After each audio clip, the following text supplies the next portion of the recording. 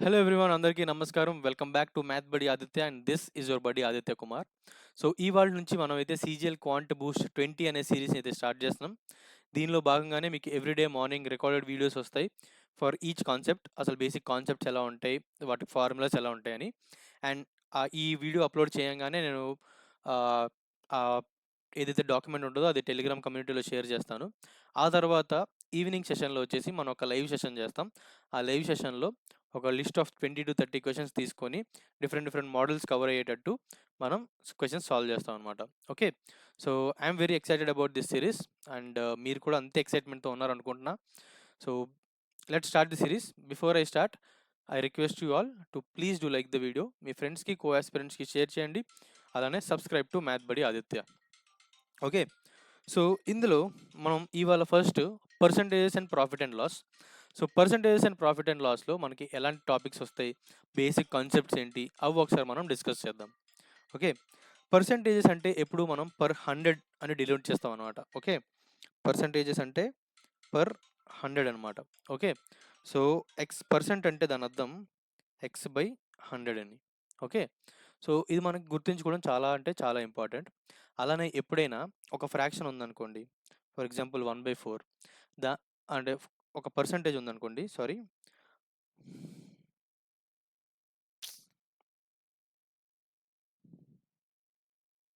1 minute. ఒక పర్సంటేజ్ని ఫ్రాక్షన్లో convert చేయాలంటే, ఇప్పుడు 25%ని ఫ్రాక్షన్లో కన్వర్ట్ చేయాలంటే 25/100 అంటే 1/4. అదే మనం ఒక ఫ్రాక్షన్ని పర్సంటేజ్లో కన్వర్ట్ చేయాలి అంటే, ఇప్పుడు 1/3 ఉంది, దాన్ని మనం ఫ్రాక్షన్లో కన్వర్ట్ చేయాలంటే 1/3 ఇంటూ 100, ఇది 33 1/3%, లేదంటే 33.33% అనమాట. ఓకే, సో ఇప్పుడు పర్ 100 డినోట్ చేస్తాం కాబట్టి పర్సంటేజ్ ఉంటే ఫ్రాక్షన్లో ఎలా కన్వర్ట్ చేయాలి, ఫ్రాక్షన్ ఉంటే పర్సంటేజ్లోకి ఎలా కన్వర్ట్ చేయాలో మనం ఇప్పుడు చూసాం. ఓకే, దీని తర్వాత మనకేంటంటే ఒక basic list of fractions and percentages ఉంటాయి. ఇది మనం గుర్తుపెట్టుకుంటే చాలా ఈజీ అవుతుంది అనమాట మనకి. డిఫరెంట్ ప్రాబ్లమ్స్ చేసేటప్పుడు ఆ క్యాలిక్యులేషన్స్లో కానీ వాటిలో కానీ చాలా అంటే చాలా హెల్ప్ అవుద్ది అనమాట. ఓకే, సో నేను ఎప్పుడైతే ఈ పీడిఎఫ్ అనేది నేను షేర్ చేస్తానో టెలిగ్రామ్ కమ్యూనిటీలో, ఒక్కసారి గోత్రూ చేయండి అండ్ ఈ రేషియోస్ని గుర్తుపెట్టుకోవడానికి ట్రై చేయండి. ఓకే, నెక్స్ట్ కాన్సెప్ట్కి వెళ్దాం. పర్సంటేజెస్లో ఒకసారి ఈ టెక్స్ట్ని అయితే మీరు కొంచెం అవాయిడ్ చేయండి. ఓకే, నేను ఈజీగా ఎక్స్ప్లెయిన్ చేస్తాను, కొంచెం డిసీవింగ్గా ఉంది. So percentage increase percentage decrease అన్నప్పుడు మనం ఎలా తెలుసుకోవాలి, లేదంటే ఎలా చేయాలి అంటే, ఎప్పుడైనా పర్సంటేజ్ ఇంక్రీజ్ అంటే ఒక వాల్యూ ఏ ఉంది, అదేమో ఏ డాష్ అవుతుంది, ఎంత X% ఇంక్రీజ్ అవుతుంది అనమాట. ఓకే, X% ఇంక్రీజ్ అవుతుంది. అప్పుడు ఏ డాష్ వాల్యూ ఎంత అంటే 100 + X/100 ఇంటూ ఏ అనమాట. అదే వాల్యూ X% డిక్రీజ్ అయితే, ఇప్పుడు ఏ వాల్యూనే ఉంది, అది మళ్ళీ ఏ డాష్ అవుతుంది. ఇక్కడ ఏంటంటే X% డిక్రీజ్ అవుతుంది అనమాట. అప్పుడు A dash value 100 - X/100 into ఏ అనమాట. ఓకే, గుర్తుపెట్టుకోండి, ఈ రెండు ఫార్ములాస్ని గుర్తుపెట్టుకోండి. అంటే ఇవి ఫార్ములాస్ కాదు. ఒకవేళ పర్సంటేజ్ ఎక్స్ ఇంక్రీజ్ అయిందంటే, లేదంటే X% డిక్రీజ్ అయిందంటే మనం న్యూ వాల్యూని ఎలా రాయాలి అనేది మనకి ఇది చెప్తుంది అనమాట. ఓకే, అండ్ పర్సంటేజ్లో ఇంకొక ఇంపార్టెంట్ కాన్సెప్ట్ ఏంటంటే, ప్రైస్ అండ్ కన్జంప్షన్ రిలేషన్ని మనకు తెలుసుకోవడం చాలా అంటే చాలా ఇంపార్టెంట్ అనమాట. ఓకే, సో ఏంటంటే ఇప్పుడు price into consumption is equals to expenditure అనమాట. Okay, right. సో ఎప్పుడైనా ఒక ball 3 rupees. Okay, 1 ball 3 rupees. Okay, నేను 10 బాల్స్ కొంటున్నా అంటే దాని అర్థం ఈ 10 వచ్చేసి మన కన్జంప్షన్, ఈ 3 రూపీస్ వచ్చేసి మనకి ప్రైస్ అనమాట. సో మనకి ఎక్స్పెండిచర్ ఎంత అవుద్ది, 3 × 10 = 30. ఇది మనం గుర్తుపెట్టుకోవాలి. ఎందుకు గుర్తుపెట్టుకోవాలి అంటే, నెక్స్ట్ టైం ఎలాగ అడుగుతారు అంటే, ఇప్పుడు ప్రైస్ ఆఫ్ బాల్ ఇంక్రీజ్ అయిందంట 5 రూపీస్కి, ఇది ఒక కండిషన్ మనకి. ఇప్పుడు new ball price is equals to 5 rupees అయితే సేమ్ ఎక్స్పెండిచర్ ఉండాలంటే ఎంత పర్సెంట్ తగ్గాలి అని అడుగుతారు. అప్పుడు మనం ఏం చేయాలి? సేమ్ మనకి 3 ఇంటూ 10 ఈజ్ ఈక్వల్స్ టు ఇప్పుడు 5 ఉంది, ఎంత కన్జ్యూమ్ చేయాలి? దాన్ని మనం ఎక్స్ అనుకుంటే X is equals to 3 into 10/5. దీన్ని మనం ఏం చేయాలి అప్పుడు? ఓకే, 5 1 జర్ 5 2 జర్ అంటే 6 అయింది. సో ఇప్పుడు పర్సంటేజ్లో చెప్పాలంటే 10 ఉండేది అంటే 10 బాల్స్ కొనగలిగాం మనం. ఇప్పుడు మనం ఓన్లీ 6 బాల్సే కొనగలుగుతున్నాం. అంటే ఎంత చేంజ్ అయినట్టు? 4 చేంజ్ అయినట్టు. ఎంతకి? 10కి ఇంటూ 100 ఎంత? 40%. ఏమైంది? ఇంక్రీజ్ అయిందా డిక్రీజ్ అయిందా? 10 నుంచి డిక్రీజ్ అయింది అంటే 40% డిక్రీజ్ అయినట్టు. ఓకే, సో ఇలాంటి మోడల్స్ వచ్చినప్పుడు జస్ట్ ఒక simple formula price into consumption is equals to expenditure. So మనకి ఎక్స్పెండిచర్ కాన్స్టెంట్ అవ్వాలి అంటే ప్రైస్ ఇంకా కన్జంప్షన్ ఇన్వర్స్లీ ప్రపోర్షనల్గా ఉంటాయనైతే తెలుసుకోండి. అంటే P1/P2 is equals to C2/C1 అని. ఓకే, సో ఎక్స్పెండిచరు కాన్స్టెంట్ అయితే price inversely proportional to consumption అనమాట. ఓకే, ఇది జాగ్రత్తగా అంటే గుర్తుపెట్టుకోండి. చాలా ప్రాబ్లమ్స్ ఇస్తారు, చాలా ఈజీగా మనం చేయగలుగుతాం. ఓకే, అలానే నెక్స్ట్ మనకి దాన్ని ఏమంటారు, పాపులేషన్ చేంజ్ ఫార్ములాస్ కూడా ఉంటాయి అనమాట. ఫార్ములా అనొద్దు, నేను మీకు చెప్తా ఎలా ఉంటుందో. ఇప్పుడు ఏమంటారంటే 10% అలా ఇంక్రీజ్ అవుతూ వచ్చింది ఒక n ఇయర్స్ వరకు అనుకుందాం. ఓకే, సో లేదంటే X% అనుకుందాం. బేసిక్గా అప్పుడు ఏమవుద్దంటే ఇందాక మనం ఏం చెప్పుకున్నాం?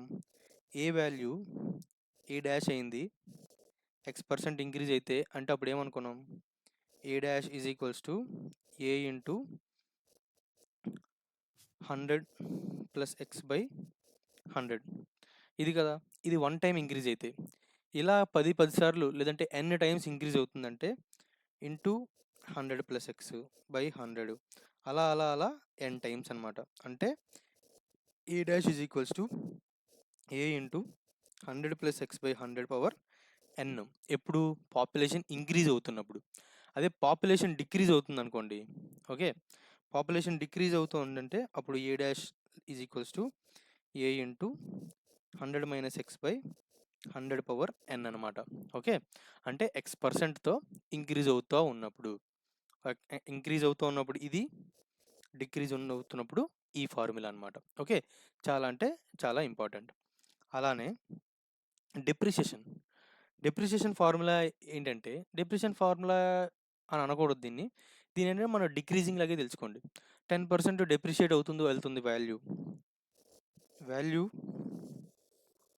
డిప్రిషియేట్స్ బై X% ఎవ్రీ ఇయర్ అన్నారు అనుకోండి.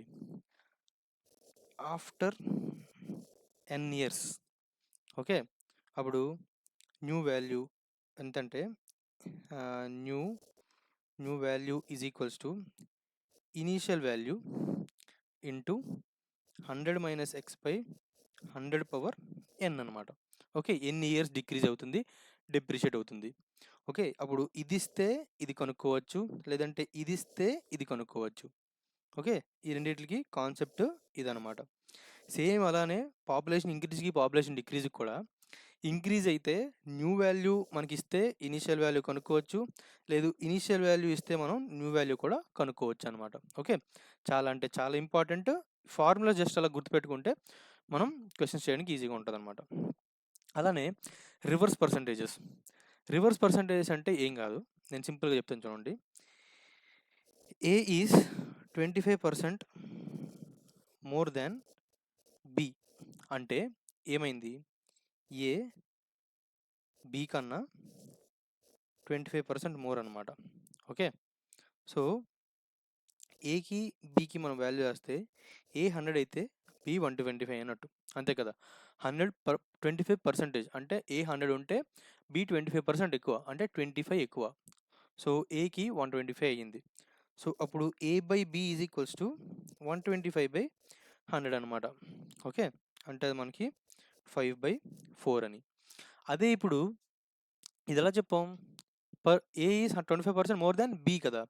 More than B with respect to B చెప్పాం. అదే రివర్స్ పర్సెంటేజ్ అంటే ఇప్పుడు బిని విత్ రెస్పెక్ట్ టు ఏ చెప్పడం అనమాట. Okay. B is X percentage than A అంటే బై ఏ బి ఎంత ఉందో చూడాలి. ఓకే. బి బై ఏ ఎంత? 4/5. దీన్ని మనం పర్సెంటేజ్లో చెప్పాలంటే ఫ్రాక్షన్ పర్సెంటేజ్లో కన్వర్ట్ చేయాలంటే ఇంటూ 100 చేస్తాం. Okay. 80%. Okay. B is 80% of A, లేదంటే B is 20% less than A అనమాట. ఓకే. ఎందుకు? బి అంటే 20% లెస్ దాన్ ఏ.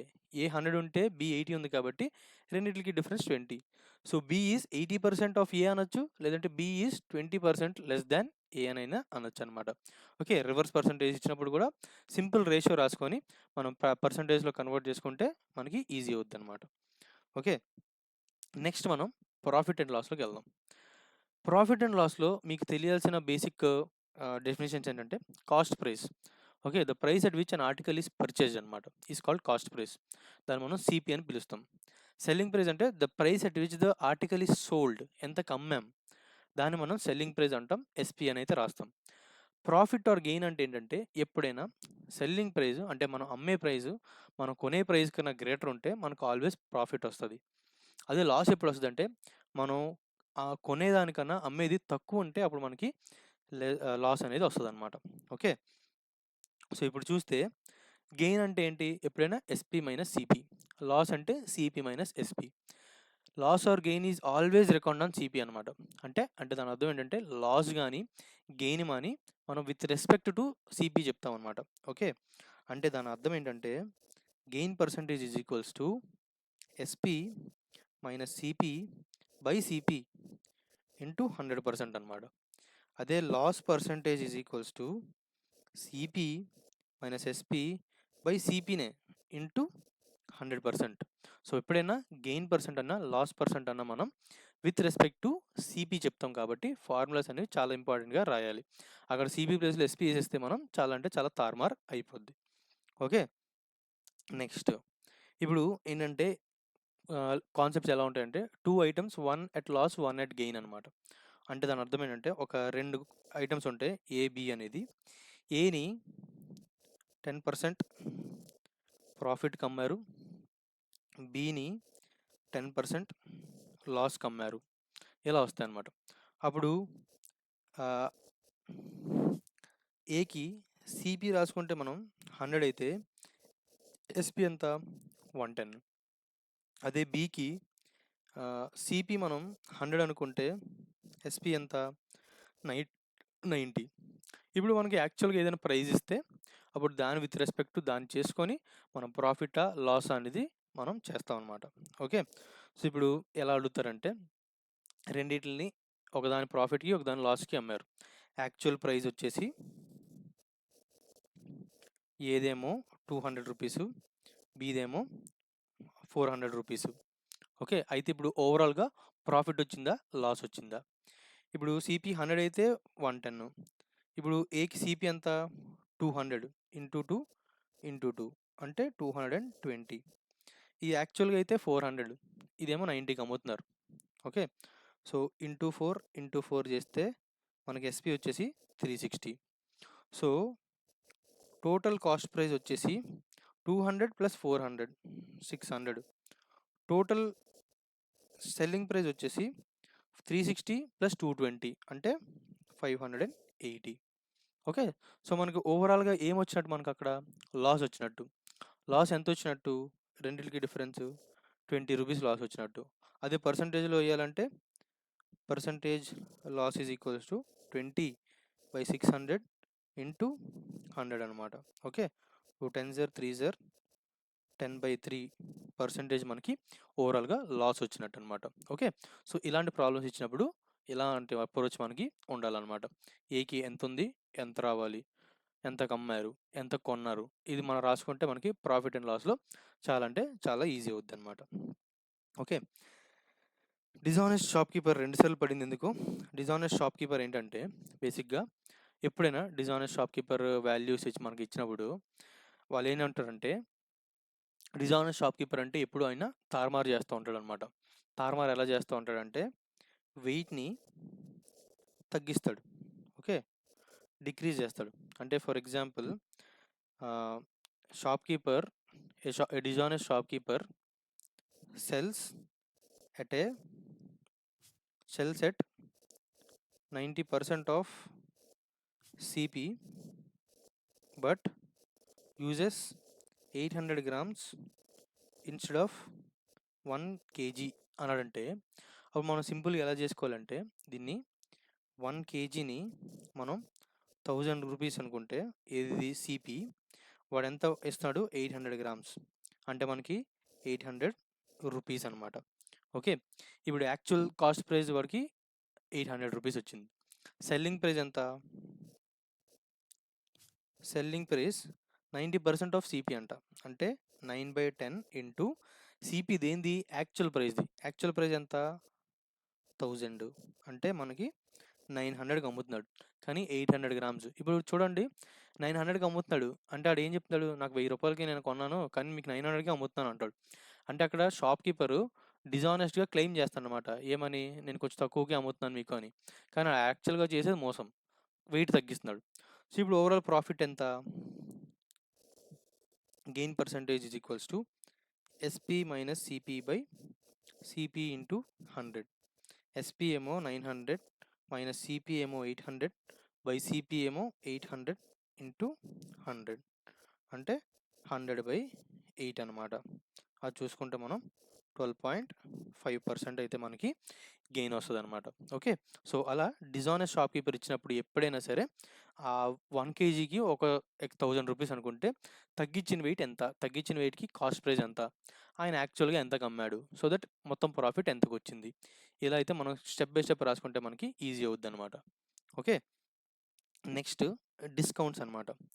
డిస్కౌంట్స్ అంటే ఏంటంటే ఎప్పుడైనా డిస్కౌంట్ ఇచ్చారు అంటే అక్కడ మనకి మార్క్డ్ ప్రైస్ అనే ఒక కాన్సెప్ట్ వస్తుంది. మార్క్డ్ ప్రైస్ అంటే ఒక ప్రోడక్ట్ని ఎంతకి మార్క్ చేశారు. ఓకే. దాన్ని మార్క్డ్ ప్రైస్ అంటాం అనమాట. ఓకే. 10% డిస్కౌంట్కి అమ్ముతున్నాము అంటే 10% డిస్కౌంట్ అంటున్నాము అంటే selling price is equals to 100 minus discount percentage by 100 into MP అనమాట. అంటే 100 మైనస్ 10 అంటే 90 బై 100 ఇంటూ మార్కెట్ ప్రైస్ అంటే 9/10 ఎంపీ. ఓకే. సో ఎప్పుడైనా డిస్కౌంట్ ఇస్తే మనం ఇలా చేయాలన్నమాట. అప్పుడు మనకి యాక్చువల్గా ఒక కాస్ట్ ప్రైస్ ఇస్తారు. ఆ కాస్ట్ ప్రైస్కి మనం విత్ రెస్పెక్ట్ టు సెల్లింగ్ ప్రైస్ని కాస్ట్ ప్రైస్తో కంపేర్ చేసి అది ప్రాఫిటా లాసా అనేది మనం డిసైడ్ చేస్తాం అన్నమాట. ఓకే. అలానే discount versus offers. Discount versus offers problems ఎలా ఉంటాయంటే ఇది కొంచెం హయ్యర్ మోడల్లో వస్తాయన్నమాట. ఏంటంటే బేసిక్గా ఒక షాప్‌కీపర్ అనేది మనకి ఆఫర్ చేస్తాడనమాట. ఏంటి ఆఫర్ చేస్తాడు అంటే ఎయిదర్ నేను 20% డిస్కౌంట్ అన్నా ఇస్తా, లేదంటే 3 shirts by 3 shirts and get 2 shirts. Okay. అంటే రెండిట్లో ఏది ఎక్కువ మనకి మంచి ఆఫరో తెలుసుకోవాలి. ఫస్ట్‌ది చూస్తే మనం ఇక్కడ 20% డిస్కౌంట్ అంటే 100 ఎంపీ అయితే ఎస్పీ ఎంత మనకి 80. సో మనకి 80% ఖర్చు అవుతుంది మన చేతిలోంచి. అదే సెకండ్ దాంట్లోకి వస్తే ఒక్కొక్క షర్ట్ 100 రూపాయలు అనుకుందాం. మనం ఎంత ఇస్తున్నాం? 300 ఇస్తున్నాం. ఎందుకంటే 3 షర్ట్స్ కొంటున్నాం. బై మనకి ఎన్ని షర్ట్స్ వస్తున్నాయి? 5 షర్ట్స్ వస్తున్నాయి. ఓకే. 3/5 ఇంటూ 100కి చేద్దాం. ఎంత వచ్చింది? 60 అనమాట. ఓకే. సో 60 ఇది మనకి ఎస్పీ 60% వచ్చింది. అదే ఎస్పీ వచ్చేసి 80% వచ్చిందనమాట. సో రెండిట్లో ఏది బెస్ట్ ఆఫరు? మనకి ఇదే బెస్ట్ ఆఫర్. ఎందుకు బెస్ట్ ఆఫర్ అంటే మనకి చాలా అంటే చాలా తగ్గింది. 60%కే మనకి వచ్చిందనమాట. ఓకే. సో ఇలా మనం డిసైడ్ చేయాలి డిస్కౌంట్‌కి, ఆఫర్స్‌కి. ఓకే. సో ఇవాళ ఈవినింగ్ సెషన్‌లో ఏంటంటే మనం పర్సెంటేజెస్ అండ్ ప్రాఫిట్ అండ్ లాస్‌లో డిఫరెంట్ మోడల్స్ ఆఫ్ క్వెషన్స్ మనం చేసి ఒక 20-30 క్వెషన్స్ సాల్వ్ చేసి డిఫరెంట్ మోడల్స్, డిఫరెంట్ ఎగ్జామ్స్ నుంచి తీసుకొని ఆ మోడల్స్ చేస్తే మనకు అన్నీ కవర్ అయ్యేటట్టు మనం ప్లాన్ చేద్దాం అనమాట. Okay, see you all in today's live session. Until then, thank you.